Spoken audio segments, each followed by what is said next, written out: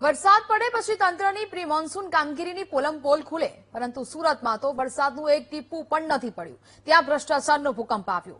એવો ભૂકંપ કે 500 મીટર સુધીના રોડ પર તિરાડો પડી ગઈ. એક ડમ્પર રસ્તામાં ઘૂસી ગયું, છતાં અધિકારીઓ એકબીજા વિભાગ પર ખો આપી છટકબારીઓ શોધતા નજરે પડ્યા.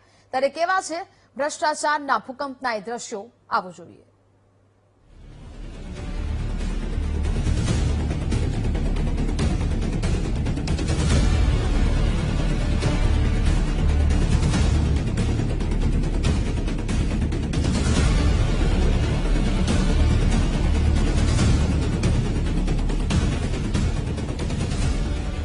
ભ્રષ્ટાચારનો ભૂકંપ કેવો હોય તે જોવો હોય તો આ દ્રશ્ય જોઈ લો.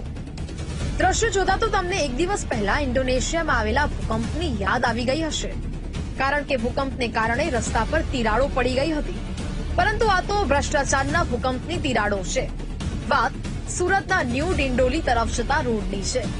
રોડની ગુણવત્તા એટલી હલકી કક્ષાની હતી કે કોઈ શક્તિશાળી ભૂકંપ આવ્યો હોય તેમ આશરે 500 મીટર જેટલા લાંબા અંતર સુધી આખો રોડ વચ્ચેથી ફાટી ગયો અને રોડ પર લાંબી તિરાડો પડી ગઈ. આટલું જ નહીં, રસ્તાની બરાબર વચ્ચે 3 ફૂટ જેટલો ઊંડો અને પહોળો ખાડો પડી ગયો, જેમાં એક માટી ભરેલું ડમ્પર ઘૂસી ગયું અને અધિકારીઓ દોડતા થયા.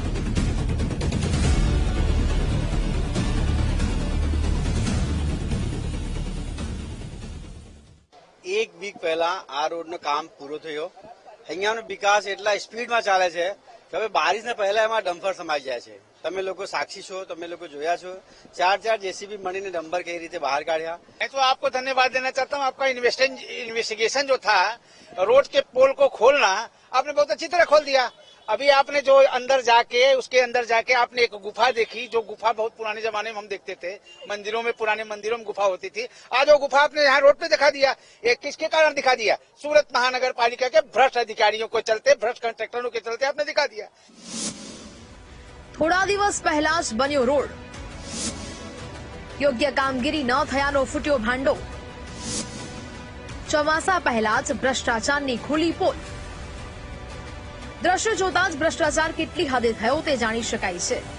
અમારી ટીમે સ્થળ પર જઈને તપાસ કરી તો જુઓ ભ્રષ્ટાચારના કેવા પુરાવા કેમેરામાં કેદ થયા.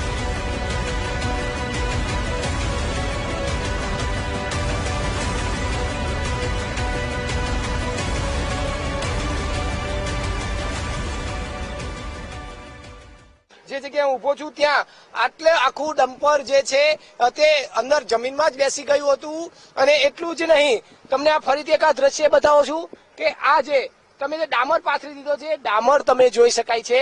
માત્ર હજી તો લીલો ડામર છે અને લીપાપોથી જેવું કાર્ય કર્યું છે.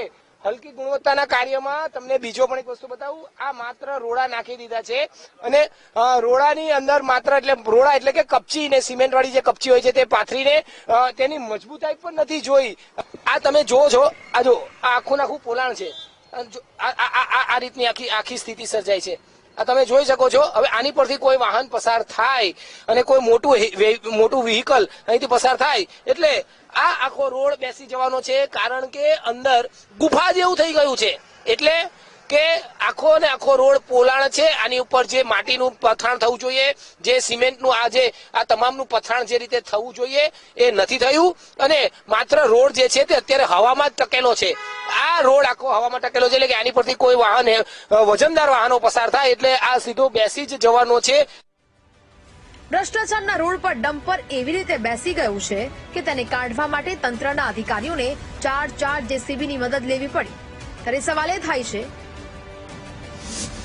કે કયા કોન્ટ્રાક્ટરે આ રોડનું કામ કર્યું? શું યોગ્ય પુરાણ વગર જ ડામર પાથરી દેવાયો? શું એસએમસીના અધિકારીઓએ કામગીરી ચેક કર્યા વગર જ ડીલો પાસ કરી દીધા? મુદ્દો અહીં ભ્રષ્ટાચારનો છે, કારણ કે સ્માર્ટ સિટીના દાવા ભ્રષ્ટાચારના ભૂકંપમાં ખુલ્લા પડ્યા છે. ત્યારે હવે કોન્ટ્રાક્ટર સામે કોઈ પગલાં ક્યારે ભરવામાં આવે છે તે જોવું રહ્યું. કેમેરામેન સરજુ પારેખ સાથે ધ્રુવ સોમપુરા, વીટીવી ન્યૂઝ, સુરત.